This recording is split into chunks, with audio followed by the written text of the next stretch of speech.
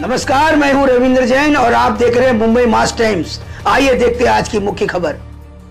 असो का कोणी असो, जो महाराजांचा, छत्रपती शिवाजी महाराजांचा आणि छत्रपती संभाजी महाराजांचा अपमान करेल, कोणी असो, त्याला सोडलं जाणार नाही, सोडलं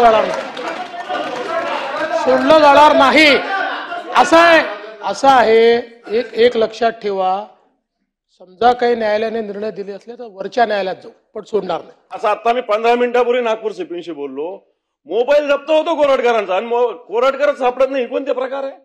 मग सरकार जर बोलतं तर तसं करून दाखवावं सरकारने।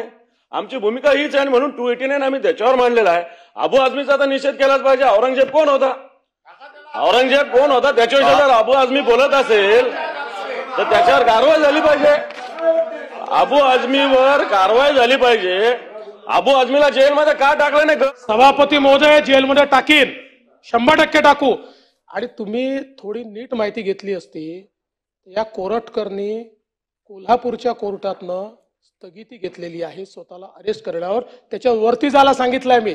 आणि मी तुम्हाला सांगतो, एक कोरटकर वगैरे तर चिल्लर लोक आहे हो। मला सांगा, जितेंद्र आव्हाड काय बोलत, त्याच्यावर कधी निषेध नाही केला तुम्ही?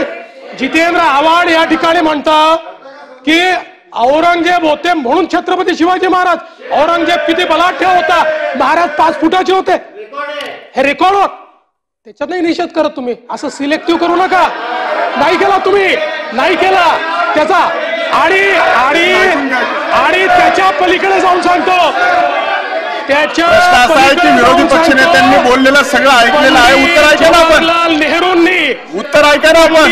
जवाहरलाल नेहरूंनी डिस्कवरी ऑफ इंडिया मध्ये छत्रपती शिवाजी महाराजांच्या विरोधी पक्ष नेत्याचं म्हणणं ऐकल्यानंतर माननीय मुख्यमंत्री आपण जरा जागेवर बसा।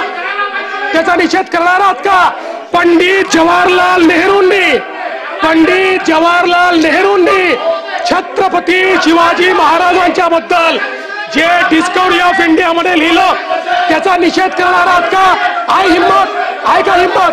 अरे आहे का हिम्मत? आहे का हिम्मत? आहे हिम्मत तुमच्यामध्ये?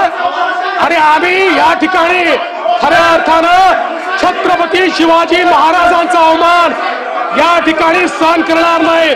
अरे देश धर्म पर मिटने वाला शेर शिवा का छावा था, महापराक्रमी पर